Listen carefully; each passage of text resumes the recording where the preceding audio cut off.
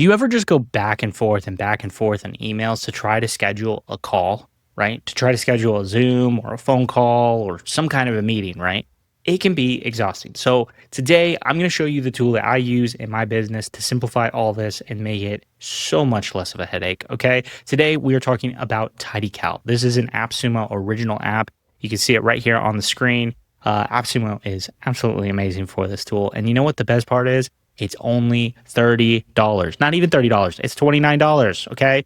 What's great, if you've ever heard of Calendly, Calendly is fantastic. Okay. But it's a monthly subscription. I'm not a monthly subscription kind of guy. Okay. I want to buy tools and I want to pay one time. Uh, and this tool fulfills that need. Okay. So for $29.99, you can get all your booking needs done. If you've got a team, they have a team, an agency plan for $79. Okay. It's a one-time thing. What we're going to talk about today, we're going to walk through TidyCal. We're going to look at the booking types. We're going to look at how to set it up, all that fun stuff. And at the end of this, we're going to have built out a brand new booking link. Okay, let's go. So we are now inside of TidyCal. Okay. And this is our booking types. This is our booking page, right? This is where we're going to pull all our links to share out with our people, right? To book on our podcast, or maybe it's just a phone call, or maybe it's a 60-minute coaching call, right? So this is what that page looks like. But before we get into actually building one of these, let's talk about the actual setup of TidyCal. Okay. So when you first set it up, you're gonna fill out your settings page, right? You're gonna create a booking page link that's gonna, whether it's your name, your agency's name, or something like that. You've got your username, the email, your time zone, the time format you want, your currency, booking page language, et cetera, right? I'm not going to bore you with all of it, even though I just did. Haha.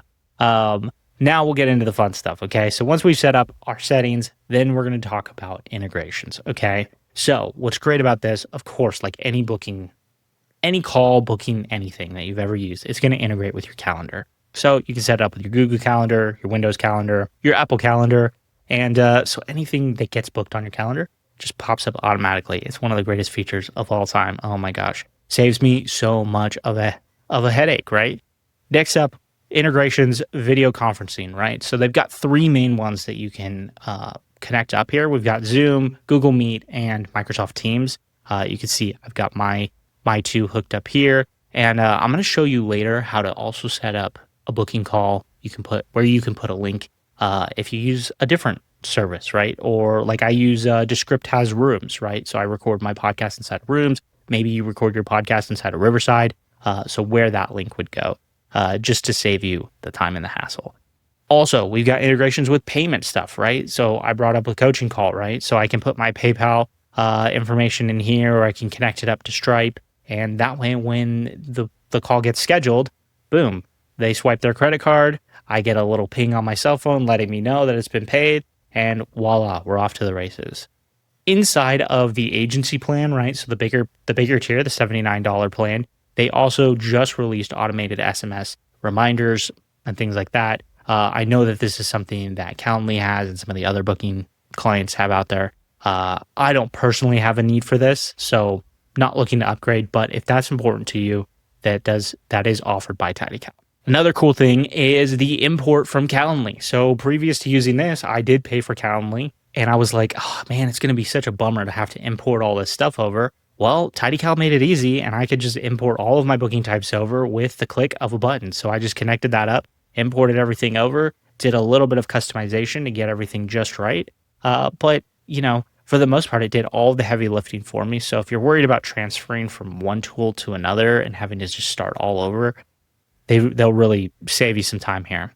And then finally, the advanced section. So if you're someone who uses Zapier to do some automations, right? This does that, does another, it's a whole thing. They do have some Zapier automations in here. SendFox, I believe, is another TidyCal or another AppSumo custom app.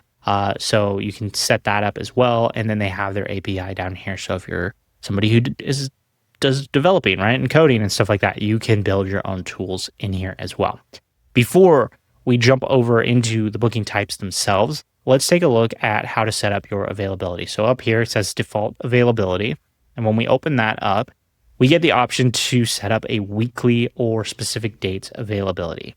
Personally, the weekly one is what works best for me.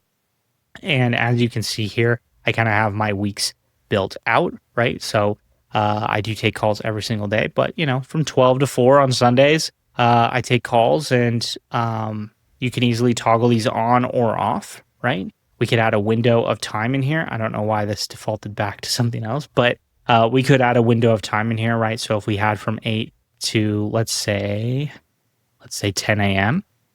As open and available, and then on Sundays we were like, we're gonna go to brunch at 10, and we're gonna be gone for a couple hours. Well, maybe when we come back at 1 in the afternoon, we take calls for another little bit until like 3-ish, right? So that is an option as well. You can build windows of time into there as well. I'm not gonna lie, this was not the most like intuitive, just easy to know thing for me. I don't know why, but something about this really was like difficult for me to figure out. But once I got it dialed in, it's been dialed in, and we're good. Like I said, I can also easily come in here and toggle these off. I do this on the regular where I'm just like, you know what, Thursdays for the month of July, maybe I'm not going to take calls this month. At the bottom here, we can also block off specific dates, right? So if we're going on vacation, maybe, you got to just run errands one day and you're like, hey, I'm going to do that on Friday. I need to just take the whole day. You can easily add a date in there. It's going to default to that day. But you can easily change it to say, hey, maybe on the 16th from 8 to 5, I'm not taking calls, or maybe it's just 8 to noon, I'm not taking calls, and save that. The one thing that I wish was a feature in here, specifically with the block out specific dates. When I go on vacation, right, I'm gone for the whole day. I just want to be able to come in and say, hey, from the 16th through the 23rd, I'm going to be gone all day. Don't schedule any calls for me. I have to manually go in and turn all of those on, which is a little bit annoying and kind of frustrating, but not the end of the world. Not the end of the world for sure. Like I said, you can also do specific dates, so we could come over here and add dates that we specifically have availability, right? So maybe you're somebody who doesn't have weekly availability, but you say, hey, 2 or 3 times a month, so July 9th, the 12th, and the 30th, I do coaching calls those days. You could set it up so your availability will only be open on those days. Up here at the top, also, we have our date polls. So here, if you are doing a meeting with multiple people, right, and you guys need to have the conversation on like what time works best for everybody, this is a great way. You can kind of create a date poll, send it out to everybody. Everybody votes. Number one vote wins, basically. And then you can send out your booking link right after that. Next to that, we've got Teams. Like I said before, this is a higher tier. It's that agency plan. That's $79 and gets you a few other things. You can do collective meetings, round robin scheduling, and your managed booking types right across your team. So now let's jump into our booking types, okay? So I showed this off a little bit at the beginning, but you can see here I've got some introductory stuff. This is a Zoom call that's 20 minutes just to get to know podcast guests that are coming on my show. I've got here, this is my actual interview, right? It's an hour and a half. This is another podcast I work on, right? Another hour and a half. This one's a private link. I'll show you how to do that as well. And then down here, I've got just some regular phone call meeting. I've got a 30-minute meeting and a 60-minute meeting. This one is $50, right? This is a coaching call that I charge for, kind of a thing. So let's create a booking type, okay? We're going to come in here, create booking type. We're going to call this our test booking. And you can see here, it's kind of created our booking link as well. So when we set up originally, we created our username, right? And mine is just my name. And then it's going to be test booking. We could put a description in here, right? We could say, this is a test booking for a YouTube video. Boom.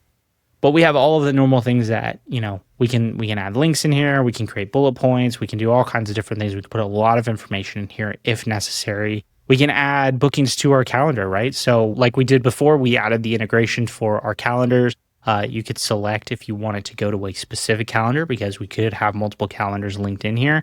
Inside of even like my own Google one, right? I could have all of my different calendars for different things. But so there's that. You can set our duration, right? We're going to leave it at 15 minutes, but we can set it up to 90 if we wanted to. We're going to bump it back down to 15. We can also specify where we want it to be, right? So we could say it's exclusively in Zoom, or we could leave this open, and anything that is attached, our guest could actually decide where they wanted it to. So, right. So if you have a Zoom, Microsoft Teams, and a Google Meet account all attached, there'll be a drop down in the questionnaire for the guests, and they can decide where they want it. Or you could just say, hey, Zoom. Or, like I said, we could add a custom video link. Boom, there we go. And we can import what we want, right? So if you have a, let's say a Riverside account, for instance, right? Your Riverside Studio for your podcast, you could put your Riverside Studio link in here and save that as an option as well. You also could set a phone call, right? So if you have a phone number, I do this sometimes because not everything needs to be a Zoom call always. So I do give people the option if they want to do a phone call, put my phone number in there. Or you can also set up in-person location-based stuff, right? So if, I've done a couple job interviews before where the location name and all that stuff needs to be in there. And this would be that place to do that, okay? Moving down, charging for this booking. Like we said, we could charge for things. So we can flip this on. We can set up what it's going to be, what the cost is in USD, right? Or in whatever currency works for you. And then we attach which payment method we use. Next up, our availability. So once we've filled out most of this, now we're kind of into like some of the more specialty things inside of here. So our availability is currently set up, I believe, yes, as our default availability. So whatever we had decided before, that is what we're using. We can toggle this off and do a custom specific dates, specific whatever inside of that booking link if we truly wanted to, right? So I have a friend, for instance, he also uses his software. He knows that he only records his podcast on Tuesdays and Thursdays. So we have a custom TidyCal for him where Tuesdays and Thursdays are the only days that are listed on that specific booking link. For me, I usually leave it up to my default. Whatever I'm available, okay? Also inside of here, we can show availability time slots for every 15 minutes. I usually do 30. I think that's a little bit a better time frame. And I like to give myself a little bit of buffer time in here as well. I usually give myself 15 minutes of buffer time in between calls. So what does this mean? If you don't understand what this means, so the availability, the time slots inside of what they can pick from. So you send your booking link to somebody, the time slots that they see, they'll be like, let's say 12, 12:30, 1 o'clock, 1:30, 2, et cetera, right? The buffer time. So once things start getting booked out a little bit, those numbers will change to reflect that 15-minute buffer time in there as well. Availability restrictions, right? Okay, attendees can book a maximum of how far out, right? I usually do 60 days. I like to give people plenty of time. I have a few bookings that they have to book within 30 days. But you can set that up the way you need. Also, the amount of time and notice that you need. I always say 24 hours. I need 24 hours notice before I can hop on a call with somebody. Some of them I bump up even more. If it's a podcast interview, I usually say 48 hours just so I can collect my thoughts, my notes, that kind of a thing. We can also set a maximum of bookings, right, for the week or for the day or for the month. This is also very helpful. I, for a while, was doing meetings like a billion times a week, and it just was eating up my entire calendar. So I changed this. I only take 10 meetings per week for that booking type. You can also manually approve bookings, right? So just because someone books in with you doesn't mean that they actually have that slot. You actually have to go in and approve that meeting. I leave that off for the most part. My availability is open, but maybe that's important for you. You also have the option to offer a multi-session package, right? So they could, maybe it's coaching calls, right? And they pay once, but they get 6 coaching calls or something like that. And here you go. You can see here, you can set that up. Group and guest settings, right? So allow multiple attendings per time slot, right? So if you're doing, it uses a great example here, yoga class, a lecture, a webinar, right? You could allow people to easily get into those slots and do multiple.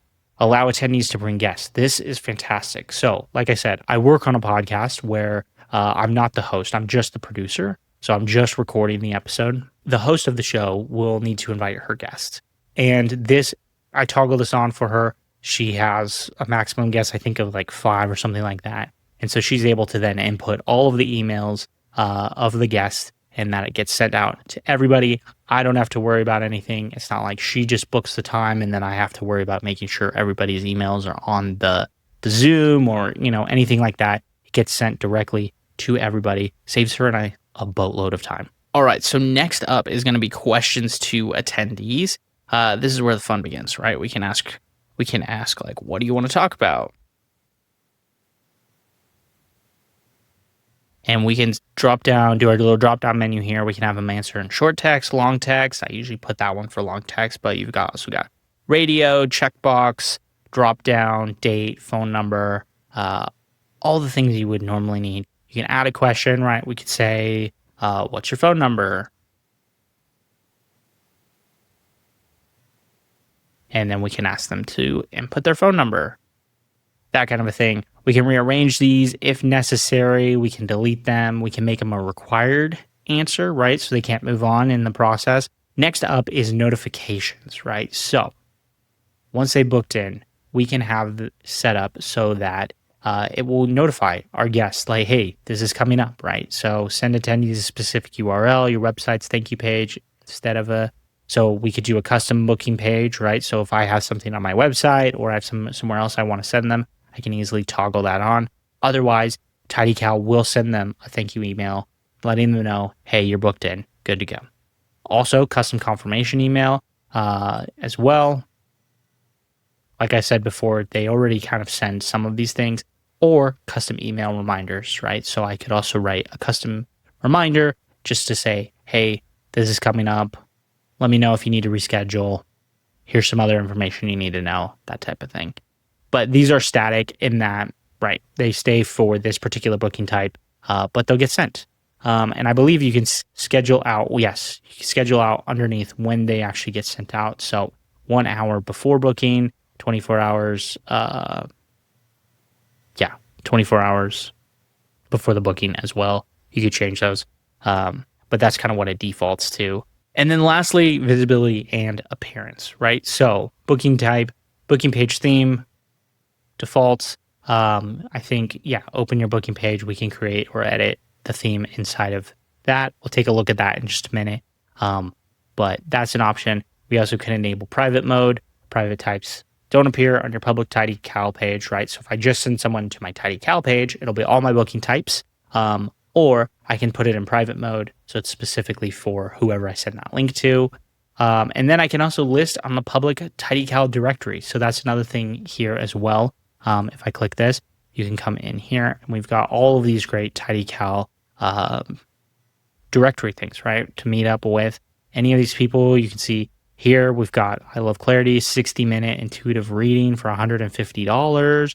We have a lot of free stuff, right? There's something with cooking, Dyscalculia, parent coaching, right? So you can put some of your coaching or, workshops or whatever inside of even just like the TidyCal ecosystem and maybe get some hits off of it without having to do really any marketing. Once we are done with that, we're going to update our booking and it's going to take us to this page. So success, your booking type has been saved. Now it is time to share it with friends. We can copy the link. We can share it via email, all the socials, right?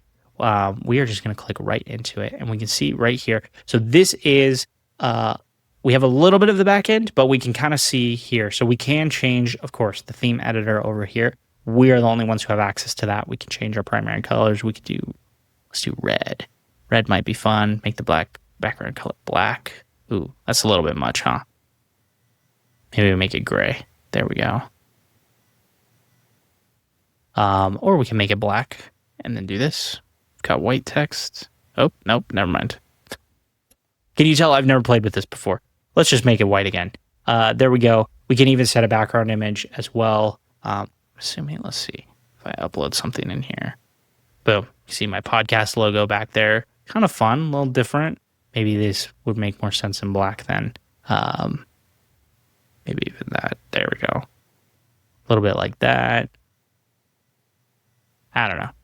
You could play around, experiment with it.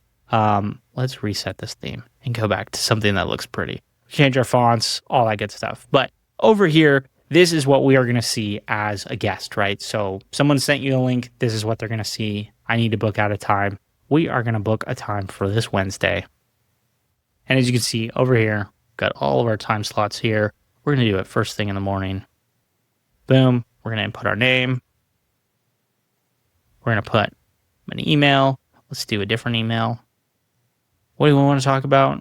I don't know. And we can put a phone number. We didn't make that a requirement, but yeah. And then we click book event. Bada bing, bada boom. We have a confirmation here. I just saw my phone go off that I have a confirmation email. And yeah. So yeah, like I said, from here, then our guests can go in. They can download, they can book a new meeting, they can reschedule or cancel, they can add it to their calendar. And because we turned on invite guests, we could also put in any guests that we want invited to that call as well. Hit that send invite, and boom, we're off to the races.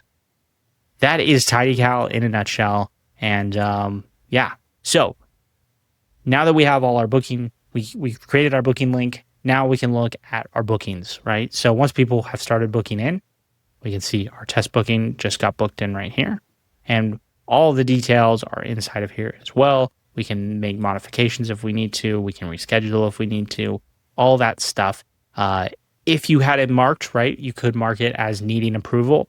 This is where that would be, right? And we could check off needs approval, all that type of thing. So this is our upcoming bookings. We also have our past bookings, our canceled bookings, where we can just see everything there is to see. We can export it. We can switch to a calendar view, right? If we want to see how things look inside there as well, or we can go back to our list view. So I think that's everything.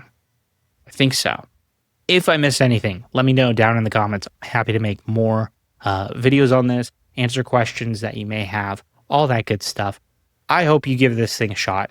I love TidyCal, has been amazing. It's changed my business in the last year. It's made podcasting and booking calls and all that stuff so much easier. I highly recommend it. And for $30, can you really go bad? Like, even if I only used it for 2 months, I feel like I would have gotten my money's worth out of it. So this has been Jacob Gooden with another, I don't know what we're calling these, tool roundup, something like that. Until next time, we'll see ya.